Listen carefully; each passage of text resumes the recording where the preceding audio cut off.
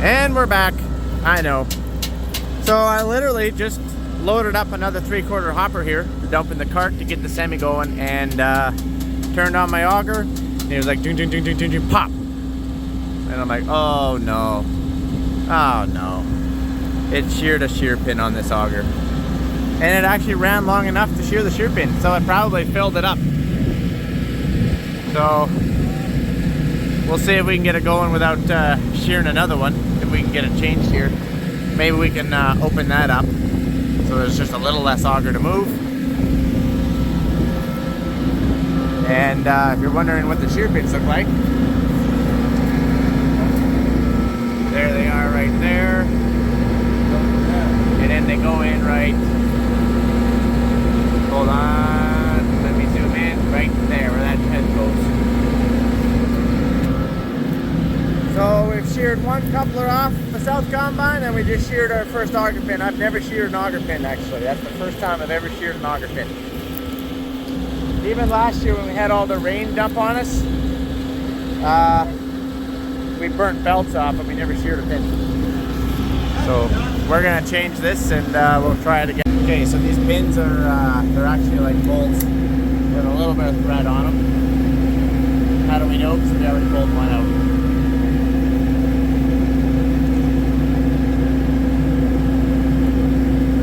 Right there.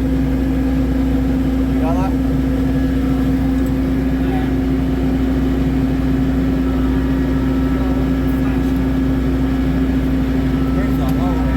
Now we gotta get the other one pounded out.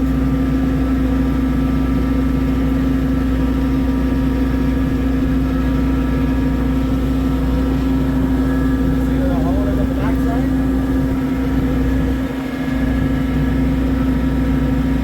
Oh, right there. Okay.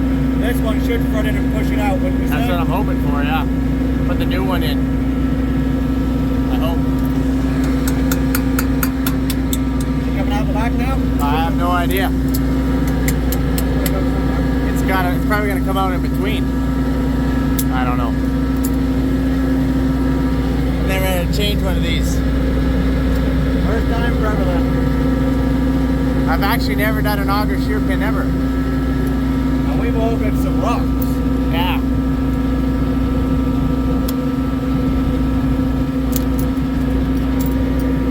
Oh yeah. All right. Note to self, carry a 16. 16. Ha! Smoke's gonna idle the combine and unload. Get a visual. Thumbs up.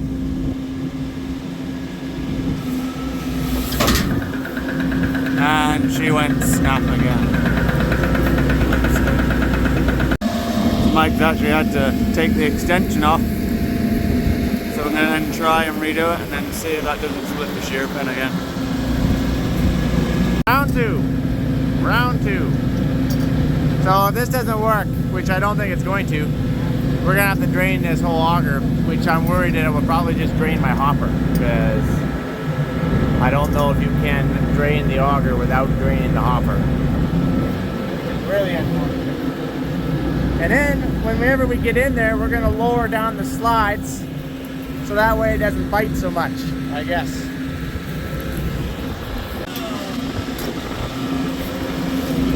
So we've had to disengage the cross auger belt, try and run to stop it shearing the bolt on the unload auger.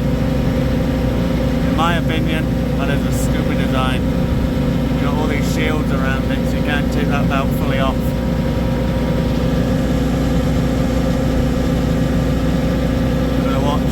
That bolt.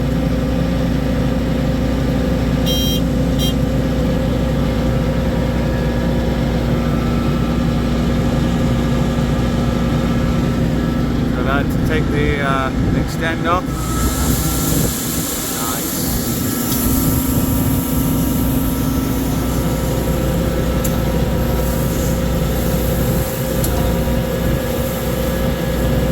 Keep going again.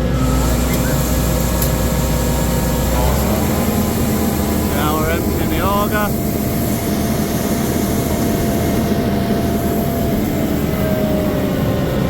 Awesome.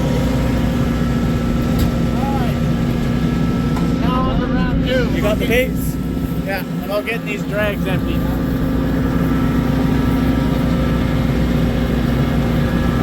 Throw that belt back on. And you know what? We could undo one drag on the other side, so we just take one drag at a time so we don't run out of shear bolts. Maybe that's what we should do. So there's a belt on this side. Right here. If we take that belt off, then we're just gonna run one drag, and then we know that we're never gonna shear that bolt. That's how we can get in there and close those slides down. But we gotta get this load off here first. Okay, we just took this drive belt off here. I'm gonna have to move to put my auger back out, so.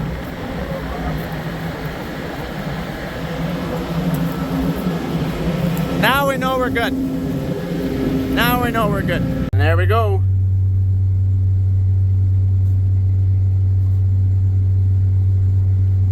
We're gonna be a little slower getting this load off, but it's coming. All right, so we just finished.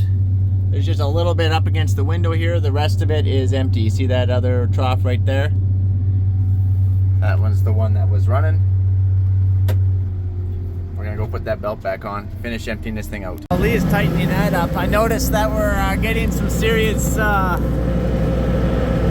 can't see it very good. Right there, see this one's clean. Ain't nothing in this one all the way along. But this one, it's hanging up in there. And that's gonna trigger my PTSD with the Ideal combines. That's not good, because that's how it starts, you guys. That's how it starts.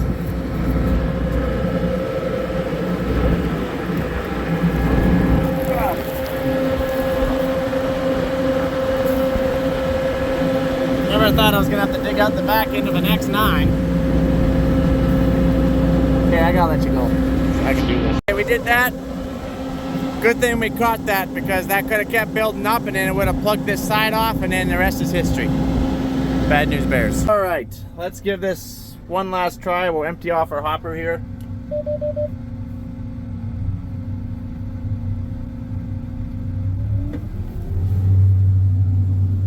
Oh, and then we're gonna have to jump in this tank and lower these grates. I'll show you how to do that.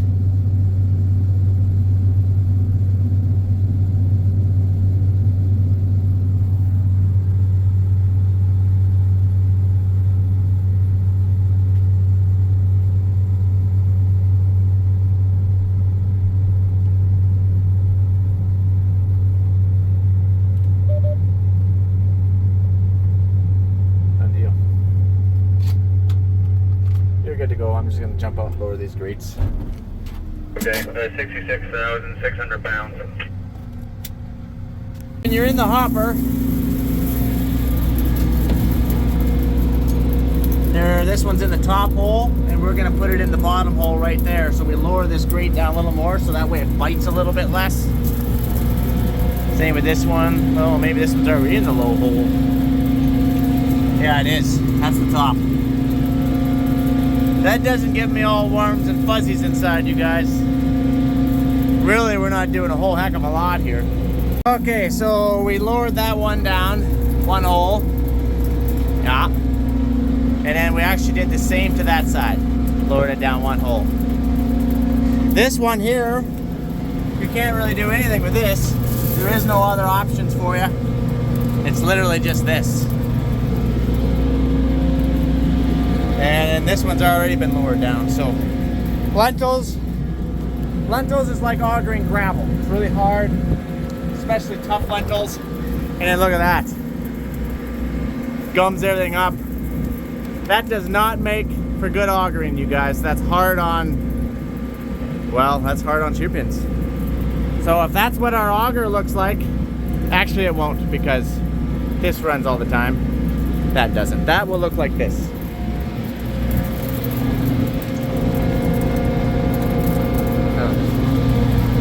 This is from last year. It would have a little bit on it here, but it won't have a lot. So it's just, lentils are tough. Anyways, you get the idea. Enough of screwing around. Hopefully we don't shear anything else. And we're out of here. We're gonna get going.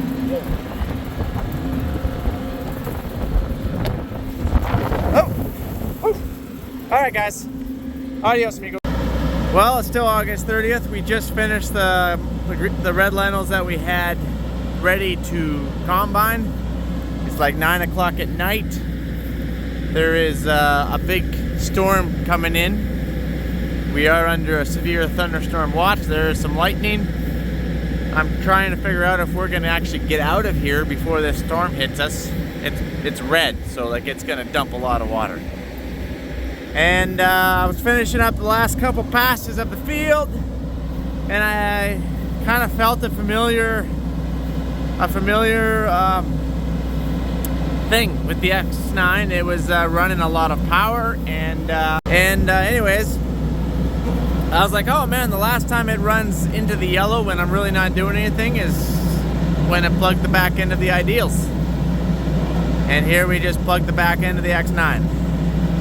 Remember today or yesterday, or actually it was today in an earlier video, it would have been a different day for you guys. I showed you where it was starting to build up in the back of that chopper. Well, we just plugged the whole back end in that chopper solid. I'm having PTSD flashbacks from when we were plugging up the back end of the Ideals. And I was hoping just to drop this header on this trailer, hook it up and get the heck out of Dodge, because we got a very, very long move to get out of here. We gotta get like 30 miles to get out of here. And it's like, I don't know, it's dark, it's getting late. So, we gotta start digging. Will's already digging.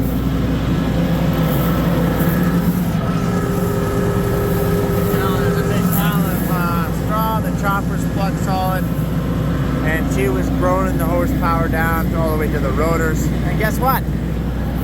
Not a freaking single alarm to tell you that you're plugged. So that tells you everything was still spinning. The choppers are still, the spreaders are still spinning, the blades are still spinning, the rotors are still spinning. But you would think that after a while that shoe shaker back there would start slowing down with all the weight packed on it, and it would tell you that, hey, you're plugged the back end of your combine up. I don't know what it is in these combine companies. X9s do plug up. So we've sheared a coupler on an X9. We went through all of our shear bolts on the Auger, and in fact, we just put this belt on. Lee just finished putting this belt on, so that way we could actually finish the lentils running only one drag. That drag right there. Not that one, but only one drag. We put the belt back on so we can empty our hopper and close our hopper topper down before the storm gets here and pack up and get the heck out of Dodge. That's when I noticed that the back end's plugged on this thing. Oh man.